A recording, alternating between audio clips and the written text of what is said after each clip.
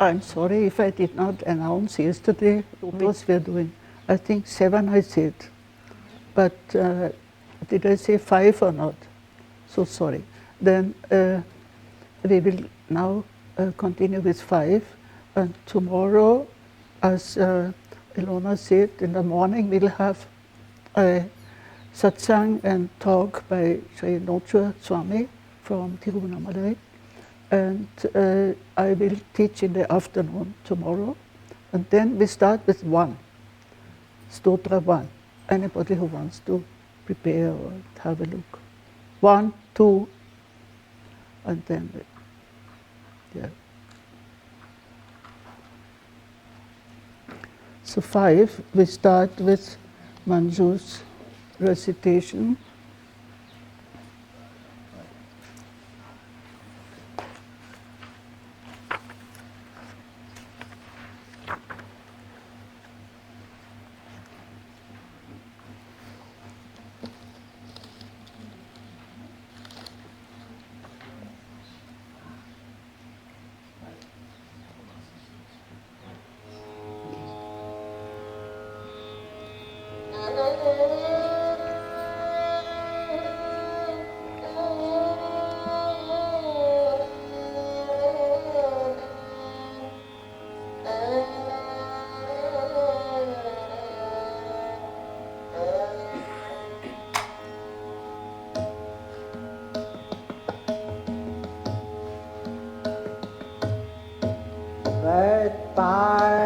पद्म संपर्क मात्र संभोग संगिनम गले पादिकया नाथ मां स्ववेश्म प्रवेशय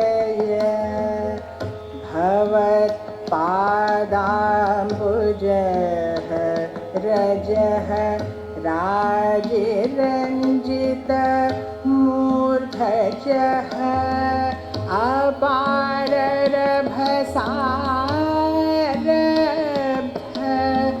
नर्तनः श्यामहं कदा त्वदेकनाथो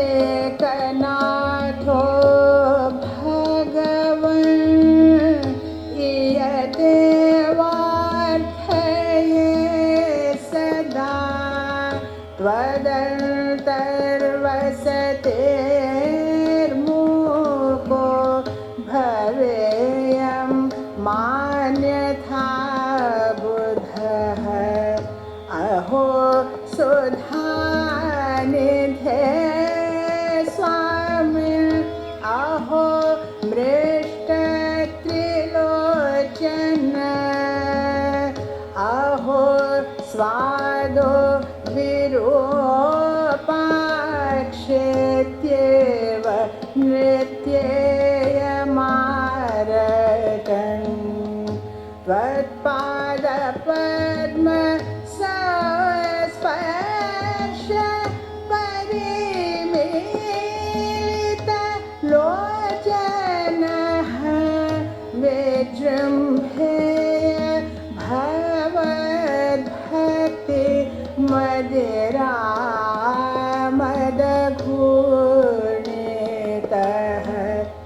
यत्र देवी समेतस्त्वम्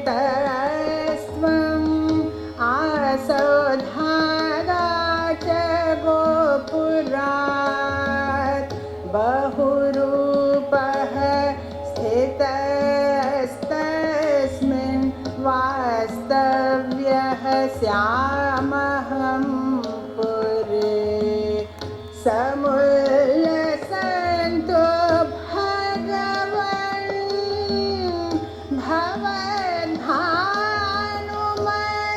भवद्भानुमरीचयः विकसत्वेष यावन्मे हृत्पद्मः पूजनायते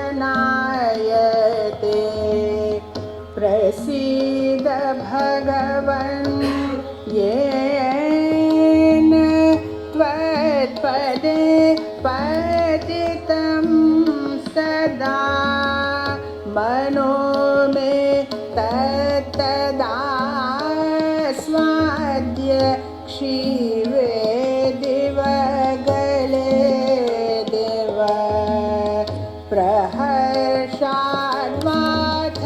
शोकाद्वा यदि कुड्याद्घटादपि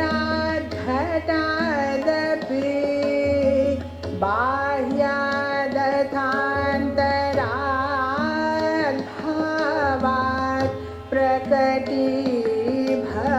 मे प्रभो त्वत्पाद संस्पर्शसुधा सरसोऽन्तर्निमज्जनम् कोऽप्येष सर्वसंभोगलङ्घि भोगोऽस्तु मे सदा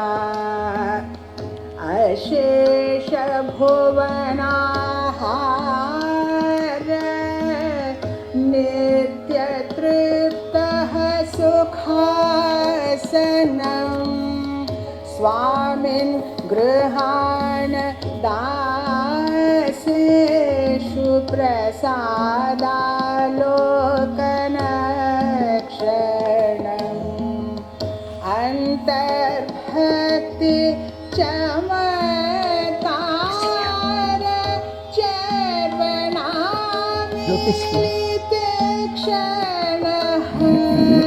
नमो मह्यं शिवायेति पूजयन् स्यां तृणान्यपि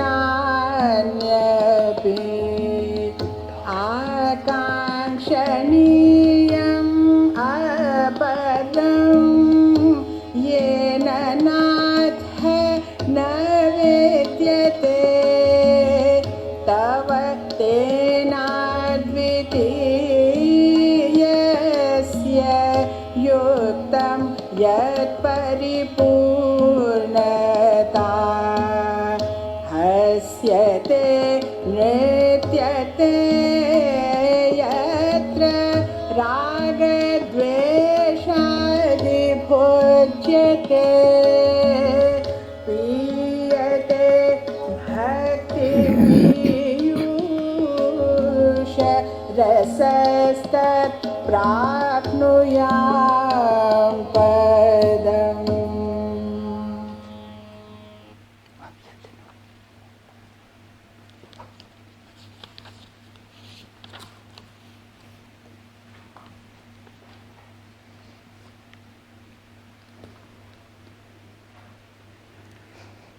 The fifth stotra is of gems, but they are spread here and there. It's not in a, as I said, logical sequence. Even when we can't do Sangraha Stotra 13, it's not such a logical sequence. But he has composed it out of his own inspiration. Now 5, I have given the title Longing for One's Own Strength. It's Svabala Nideshana Stotra, longing for one's own strength. And it is one of, according to me, one of the most beautiful Now, this first verse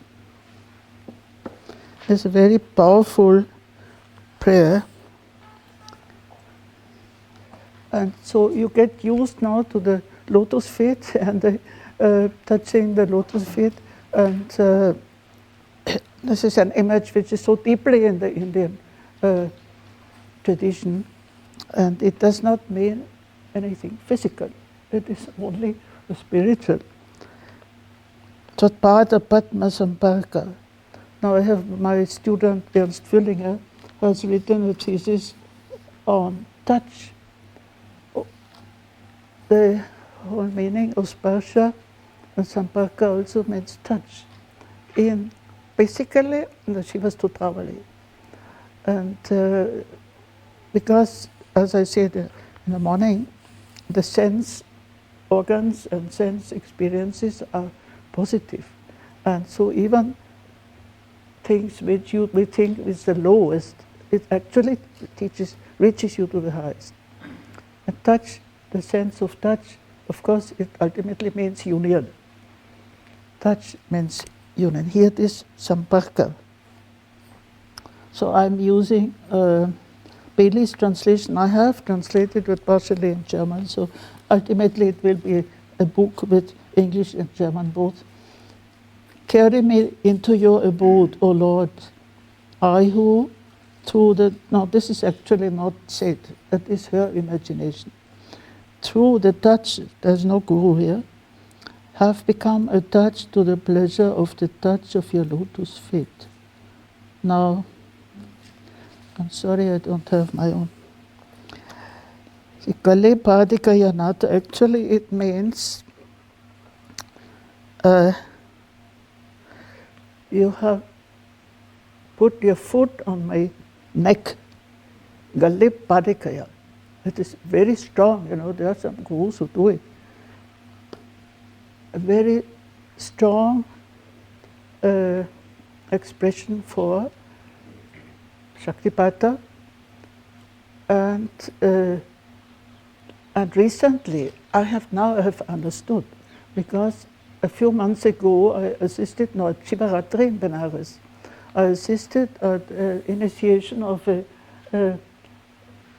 a sadhu in the Aghor tradition. And partially it was secret, of course, but when they came, guru and disciple came out of the temple, and then the disciple, that young sadhu, he prostrated completely before his guru, and then he hit him with his foot on his neck. So then I remembered this verse. And of course the meaning is, the blessing, the meaning is to destroy the ego. But when you take sannyas, it is overcoming of your ego. But it was such a powerful mudra. And then I remembered this verse, it is exactly. So this she has not translated.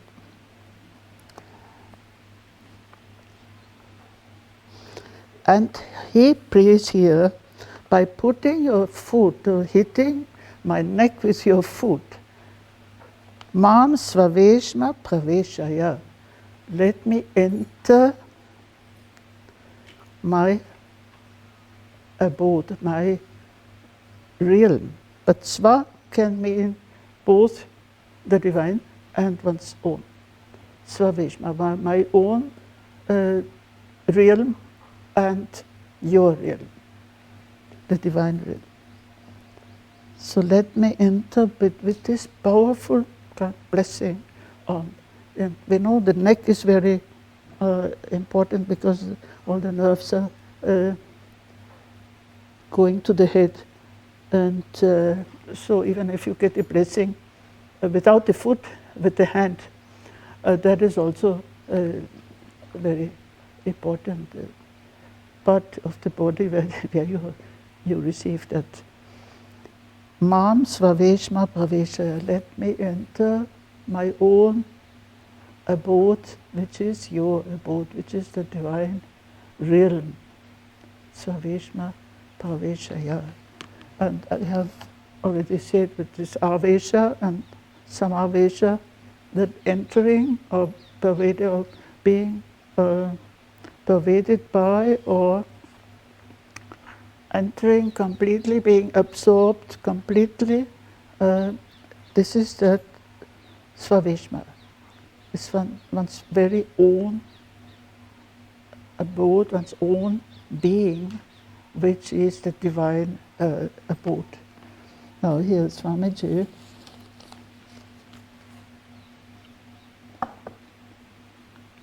It's a very beautiful, important.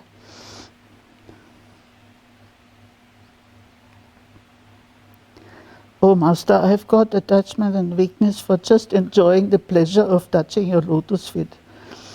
Not only touch, I want to always be near your lotus feet. As you know, I am always attached to your lotus feet, and this is my only weakness. I have no other weakness in this world. I want to reach there, but the problem is that I can't reach there. So by our own will we cannot. How can I reach there? How can individuality get entry into universality? This is the key. See, if you get this strong hit by the Guru, it is killing your ego and making you enter into that divine realm. How can individuality get entry into universality? Individual consciousness can never reach universal consciousness, so there's no hope of me reaching there and to be near your lotus feet. So there's one request to you to fulfill, my Lord, that is to drag me to thy abode. This is drag, but the way is precisely to hit him at the neck. Gale padikaya. But Swamiji says to drag me. So you have the initiative. You know that in Shaivism there are these two schools about grace, the cat school and the monkey school. So monkey school is that the baby monkey has to hang on to the mother. And sometimes, they are running and then the baby has to run and catch hold of the mother. But the cat catches its kitten. The cat catches so the understanding of grace is either the divine initiative or it is your initiative. But here it's definitely the divine initiative, because he has to catch hold of you. He has to bless you with very powerful strike on your neck. So Swamiji says, in the sense of, you drag me there at once, because I cannot go there by myself. So it is the prayer for the grace, for a very powerful grace. So actually the word Shaktipata has become very widespread because of certain, especially Swami Uktananda and other gurus. But the word Shaktipata in the Śivastotrāvalī comes only once. And in the 13th stotra, which we will do day after tomorrow, only once. But that once is so important that it has whole commentary by Abhinavagupta in his Tantraloka about this one shloka about Shaktipata. So definitely, see the word Pata, Shakti, the descent of the energy or the falling, something is falling on you. You are not the monkey hanging on to the mother, but it is the divine initiative taking hold of you. So of course a lot of this whole text is about grace. Now grace has different aspects. One is anugraha, that is the divine grace is always there. It is always there, whether you like it or not, whether you feel it or not, or you experience it or not. Because the 5 acts of Shiva. And Srishti, Sthiti, Samhara, Tirodhana, Anugraha. Now, anugraha is that grace which is always available, only we don't crave for it, or we are not capable, or we are not longing. Our longing is not strong enough. That anugraha is always there. Now, Shaktipata is a specific grace which you receive either from the Guru or from the Divine without any intermediary. And because the word pata, it has been wrongly understood or translated as a descent, a falling of energy, but it does not mean anything falling from the sky, but that is also in the interpretation of that verse of Shaktipada, that it is that energy, it rises from within. So we use, of course, in spiritual language, you have to use spatial and temporal terms. You cannot express things without any reference to space and time.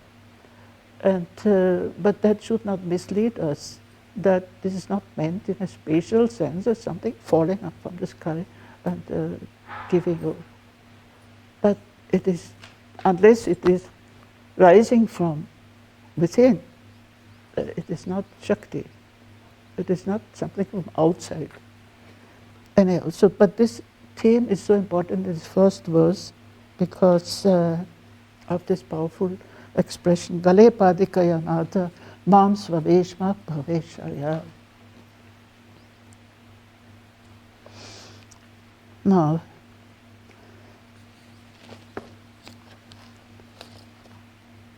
second.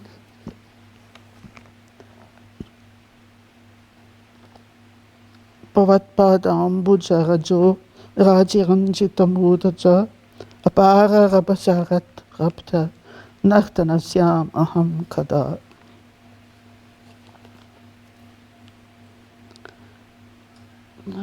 Like the hair, my head glistens with color from the dust of your lotus feet. When shall I begin to dance the dance of ever impetuous delight? Dust of the lotus feet, of course, also presupposes the soul. The dust is not here, it is here. So you have already received it either on your head or touched the lotus feet at the soul. And that dust is, of course, the whole Bhakti tradition.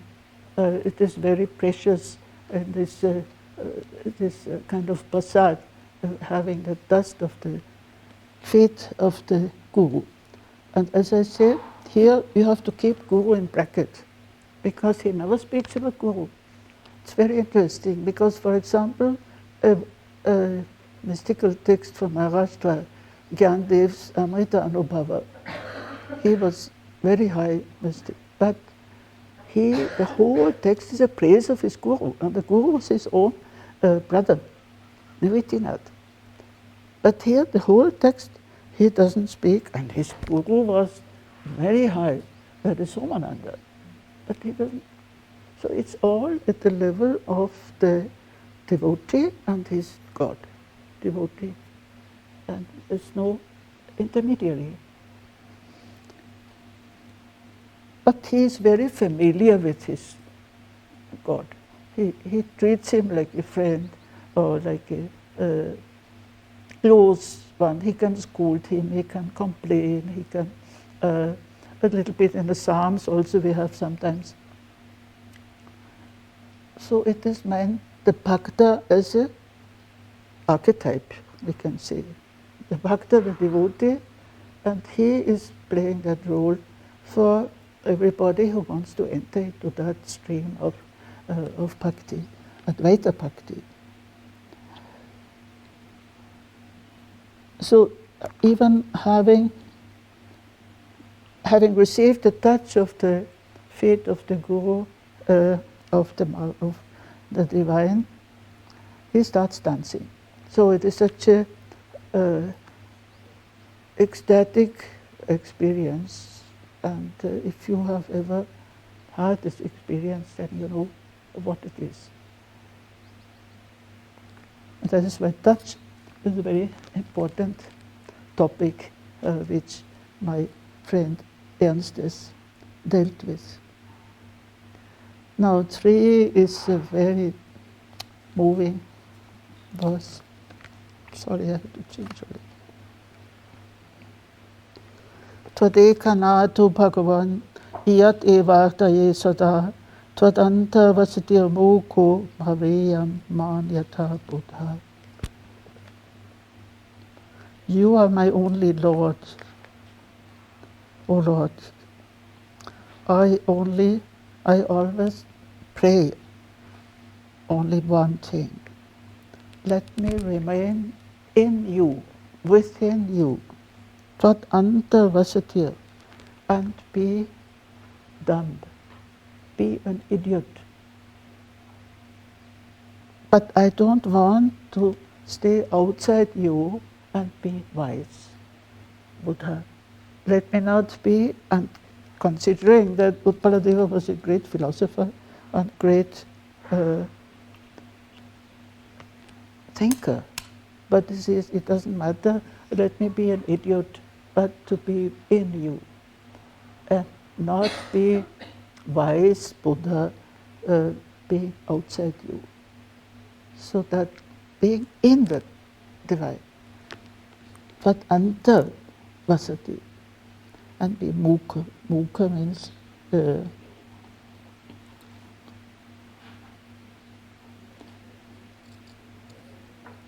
mute or also stupid. So that shows the priority, absolute priority of bhakti over jnana. Because jnana requires you have to be Buddha, you have to be intelligent, you have to be capable of writing all these philosophical books. But bhakti is definitely has priority.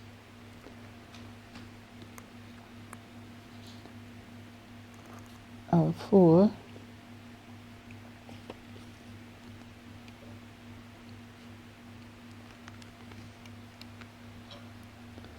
A few verses we'll do a little quicker because they are not difficult. Aho sudhani te svamin, aho mrishta trilochana, aho svado virupaksha, ityeva niteyam aratan. See here in this, many of the verses in 5, he is in a state of ecstasy, he's dancing and in a state of bliss.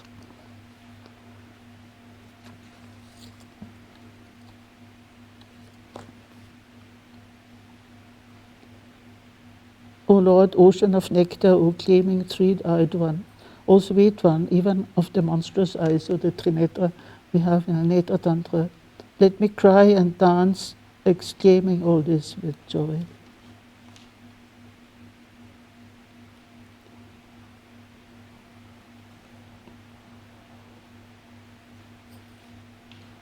Now, 5 is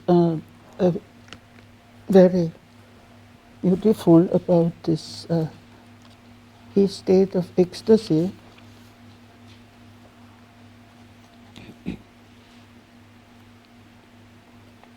Tvatpada padma samsparsha parimilita lochana vijrimbheya bharat bhakti madira madhukurnita. With my eyes closed at the touch of your lotus face, may I rejoice, reeling with drunkenness. I would prefer intoxication from the wine of your devotion. And here Swamiji says that this closing the eyes, it is not a condition, but it is a consequence. Once you are in that ecstatic state, then the eyes close automatically. So it is simultaneous. It is not first you close the eyes and no, it is spontaneous, completely spontaneous.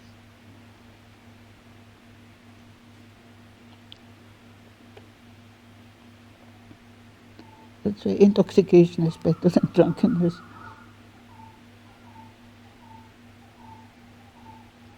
By the touch of your lotus feet, my eyes would be closed altogether and I would be intoxicated. In that intoxication, I would be near your lotus feet.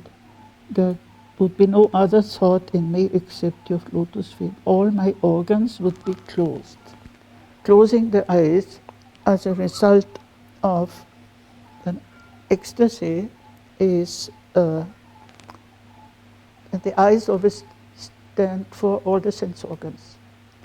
So not only the eyes, but all the organs will be not suppressed, but interiorized. Closing the eyes, from Kathopanishad, Advaita Chakshu. That is one of the most famous mantra or verse from the Kathopanishad of going within instead of going outside with the senses. And closing the eyes means not only eyes, but all the senses being internalized. So that is a state of ecstasy. You're so drawn within that there's no suppression of the senses. Rather, the senses become fulfilled if they are internalized.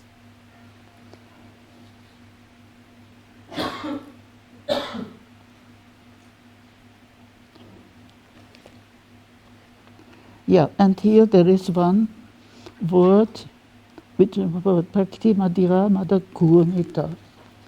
Now, Gurni is a technical expression for ecstasy. In the Tantra Loka and Tantra Sara of Abhinavagupta, he describes 5 stages of the yogi, 5 symptoms of the yogi or 5 symptoms of the path. And this starts with Ananda, with bliss, Ananda, Udbhava, Kampa, Nidra, Gurni. It starts with bliss, Ananda, Udbhava. Then you get the feeling of elevation. Udbhava. It's not levitation, but an inner feeling of elevation. Udbhava. And then Kampa. Then there comes a kind of trembling or trepidation. Kampa. So some people do experience that at some point in the... But Ananda has to be at the beginning. Ananda, Udbhava, Kampa, Nidra. Then comes, is not Yoga Nidra in the Hatha yogic sense, but it is a state of complete stillness, like sleep. Trance, we can say. Trance, it is trance. But this is not the end. The end is Gurni. And Gurni means ecstasy. And the example I have also given it in my book. Example for Gurni are the dervishes who dance this circular. This is Gurni. This kind of movement, whether physically or only internally. So here, Gurnita is a very technical term for ecstasy. Ananda, Udbhava, Kampa, Nidra, Gurni. So, and this is a sequence which, if you experience it, you know why we have all those texts. These texts are to confirm, they can inspire you to a spiritual practice, and they can also confirm your experience. You already had this experience and you don't know how to place it, how to understand it, then you go to a guru, please explain me why this happened. But if you find a shastra or text of a mystic, then you will get confirmed. Yes, this is what I have experienced, and it is in the proper. See, otherwise people can go crazy also. We know that. But if you have a confirmation from a shastra or from a mystic like Utpaladeva, then you know this is correct. This is the right experience. So Gurni, but there must be Ananda first. Please.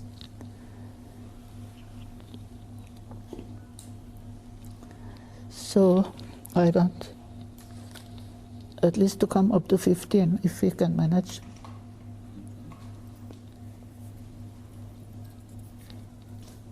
तो बाद कूनेटा हो गया 6 हो गया.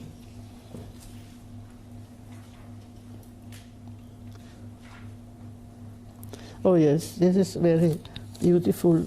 7.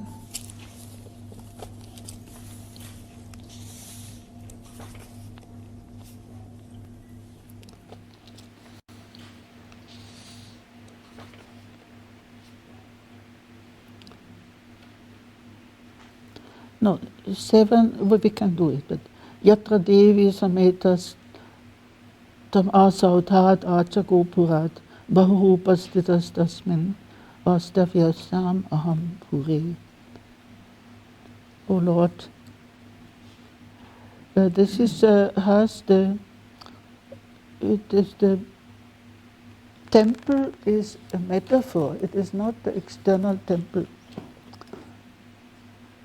I live in that sanctuary, O Lord, where taking many forms you reside with Devi, from the palace up to the city gates. It seems to correspond to a South Indian temple, but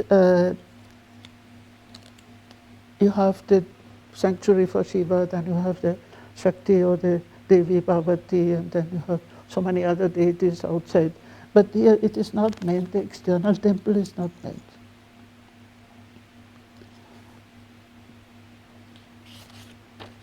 Oh, sorry. No, I left out 6. Sorry. 6 is very important.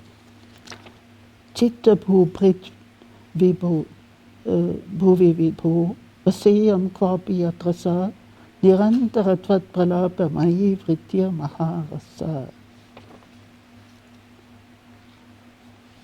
And now I read Swamiji's. O Lord, I would like to reside in that isolated peak of the mountain of the mind, where no other thoughts come. I would like to reside there and just cry for you, just cry for your nearness. This is my ambition, and it would be very tasteful for me. Now, Chitta Bhuprit. Residing on the mountain of the mind. It's very beautiful. On top of the mountain, where no other distractions are there.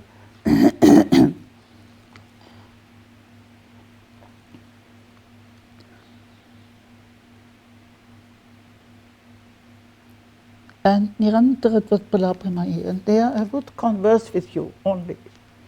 Converse with you continuously. There are no other distractions, no other thoughts, only with the divine. But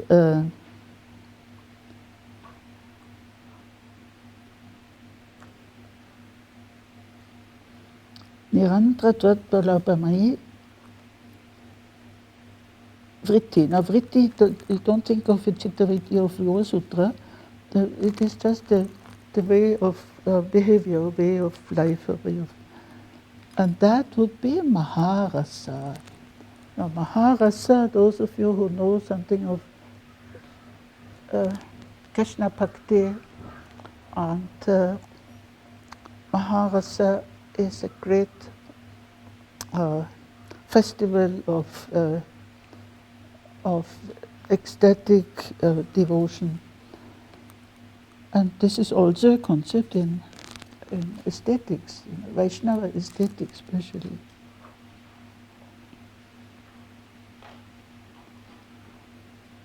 In Pele, may I dwell somewhere in a glen or the mountain of your consciousness, where lies the uninterrupted state of your sublime bliss.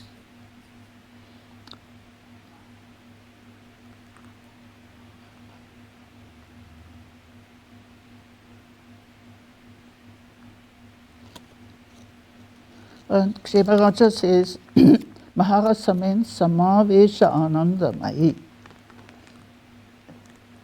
That great bliss is consists of the state of absorption, complete union.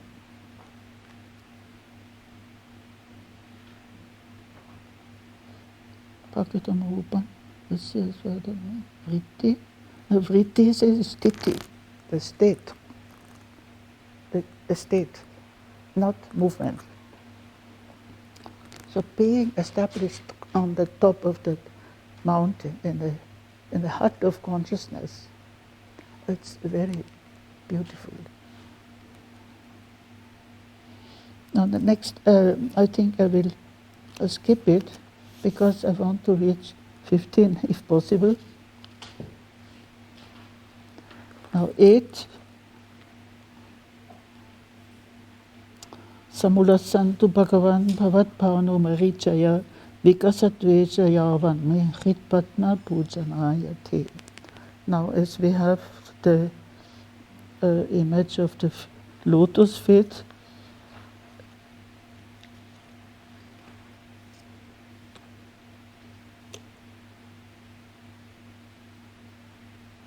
and here that image of the lotus which is closed and then it has to bloom.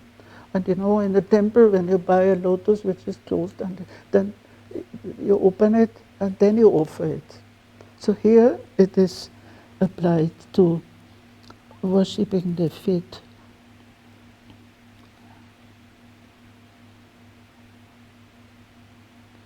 And that opening of the lotus is not like you do it by hand. No, it depends on the rays of the sun. And these rays are the energies, are the Shaktis. So let this lotus bloom in order to offer it to you. It's a very beautiful image.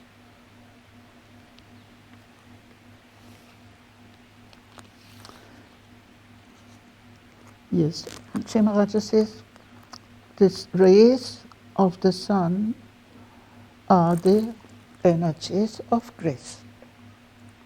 So the energy of grace, Shaktaya, energies of grace, Vikasatu, and they only make this lotus of your heart bloom. You have to offer your heart, and if the heart is closed, of course it is not worth to offer it. It has to be open, and opened by the divine grace, which are the Shaktis, the energies, which are the rays of the divine sun. Vikasatu means vyaptim asadayatu. Let tava pujanaya tvat padam aveshaya. He always equates everything with avesha, samavesha, complete pervasion, complete union, complete absorption.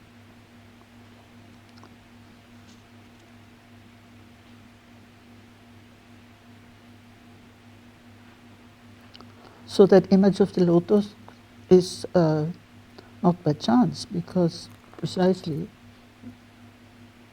it only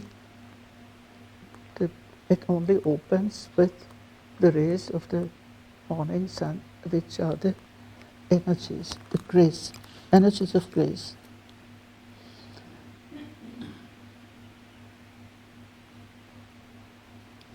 And 9, Pasida Bhagavan Yena Tvatpade Patitam Sada Manome Tattara Svatya Shivediva Kalediva. This is, he loves these expressions. O Lord, be graceful, Pasida, so that I can always fall at your feet. My mind, Manome Tattara Svatya, and may my mind enjoy that. And by enjoying let it merge and dissolve. So when that Shivet and Kalit, so these are experiences when they come in touch with that power, with that, then all your obstacles, all your hindrances, they dissolve and they merge. So he loves these two expressions, Shivet and Galet, Galatu, let it be dissolved. And that is why you see some devotees, they have tears, because tears come when there's dissolution of obstacles and of some inner hardness, and when that dissolves. So this is a very typical manifestation of Bhakti, that dissolution. Now 10.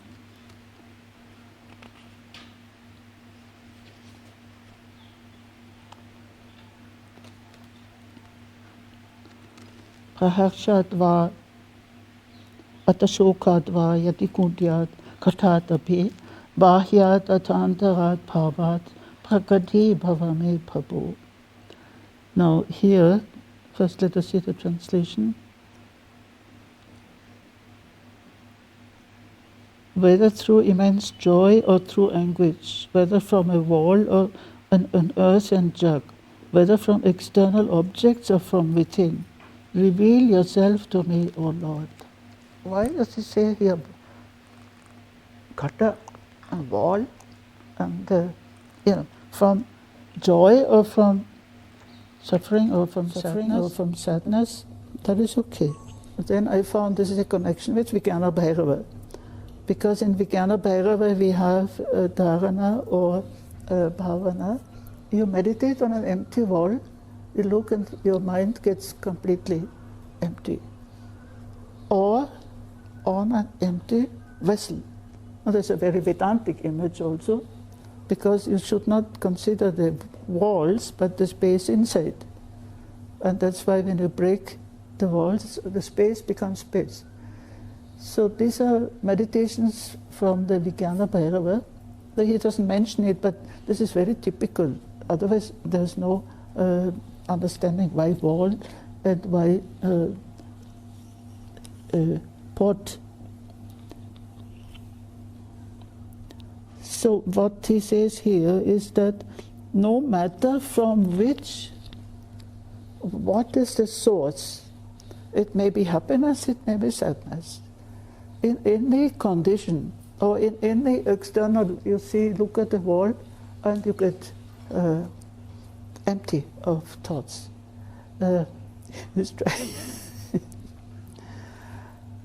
See, whatever may be the condition, whatever may be the starting point, you can start from any either emotion or object. You look at something and then there you pray. Prakati bhavameva. O Lord, manifest yourself there itself, on that fall, or in that emotion. Prakati bhavameva. Manifest yourself in whatever condition and whatever cause. I hope I'm not overdoing it.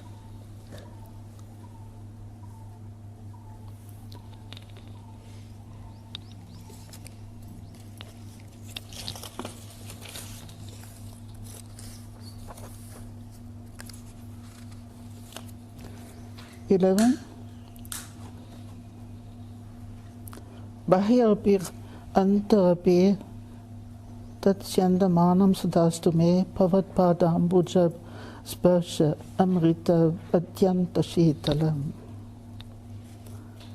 Now amrita was the nectar, immortality, nectar, ambrosia. It has, of course, also a meaning in Bhakti mysticism, and of course in yoga. in Tantric Yoga. So we had it in the Netra Tantra. Those of you who have done Netra Tantra, the result of certain practice is that this Amrita will flow, and it will be also flowing out of the body of the yogi. The nectar which I'm reading, Swamiji, the nectar which appears by the touch of your divine lotus feet, the nectar which is very soothing and cooling. O Lord, let the divine nectar always remain flowing to me from outside and inside. Bahya api antar api. So it may be the cause of that experience something outside. So you sense perception, or from inside. And by touching your lotus feet again, this Amrita, this nectar will flow.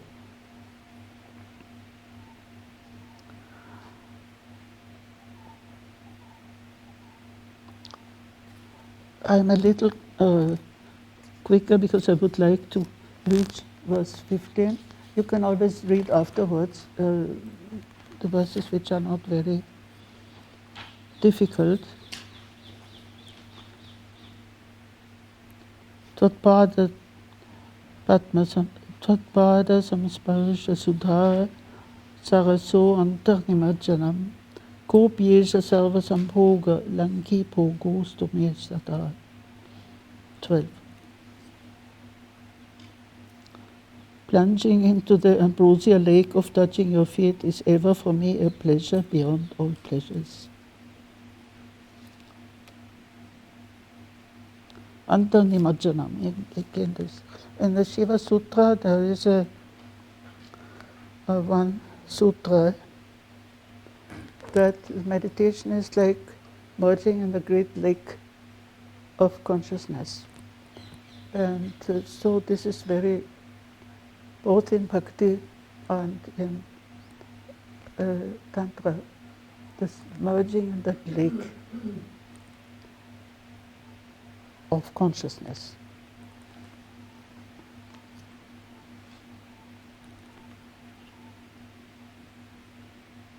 Nimajjanam.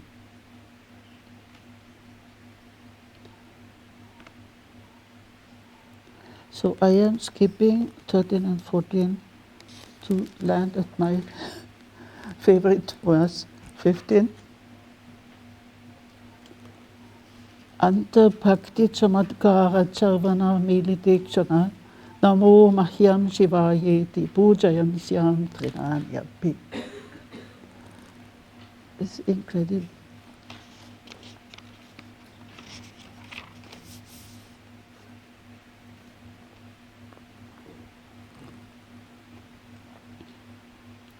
I'm doing my own translation. I have it somewhere, but Anta bhakti chamatkara charvana militekshana. Closing my eyes because of the wonder of inner devotion. Anta bhakti chamatkara, the wonder, surprise of inner devotion. Charvana militekshana. Now, charvana is that digesting it. See, you have that intense experience of an inner devotion state of bhakti, which is, and here there, of course, you have some articles here about the aesthetic meaning in aesthetics of chamatkara and charvana. See, if you have an aesthetic experience, first there's a sense of wonder. You have some very beautiful music or very beautiful landscape or something. It is some chamatkara and some surprise, some wonder, being overwhelmed by something, some surprise.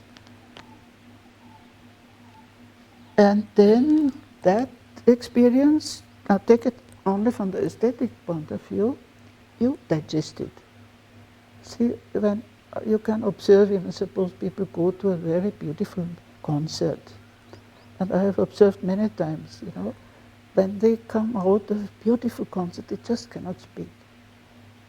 It has gone so much inside, you don't feel like disturbing that experience of that aesthetic experience.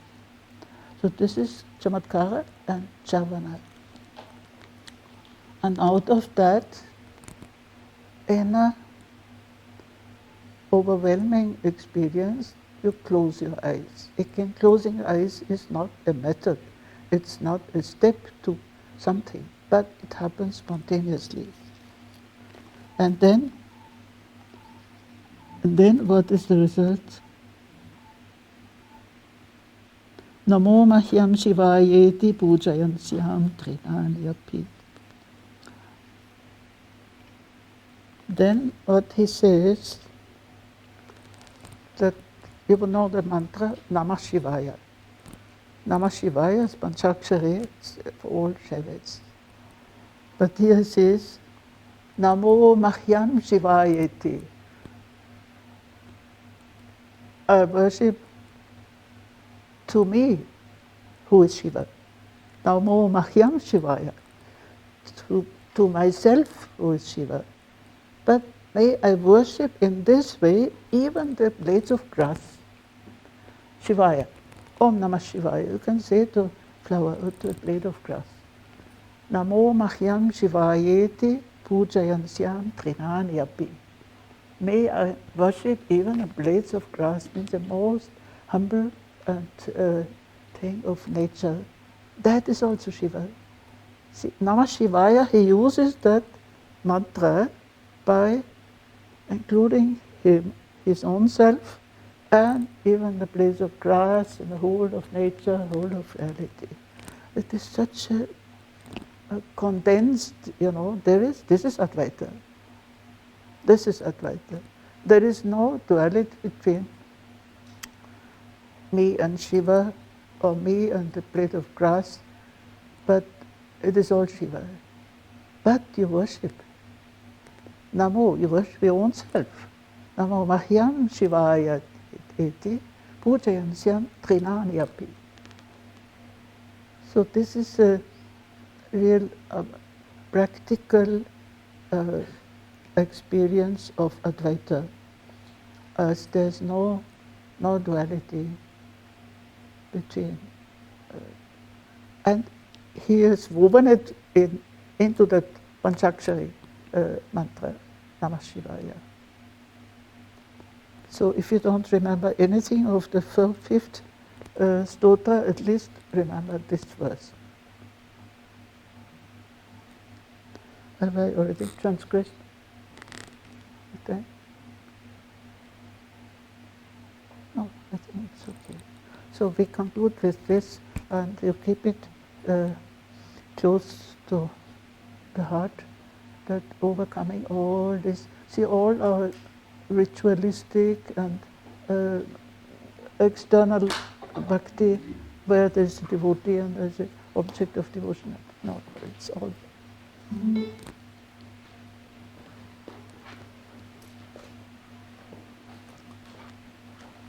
But we conclude with some, we conclude with the recitation. You might, after the two Mangala shlokas, maybe I add one shloka for you, for Mata Saraswati, who ask her for give us knowledge and take away darkness. I think we conclude with this.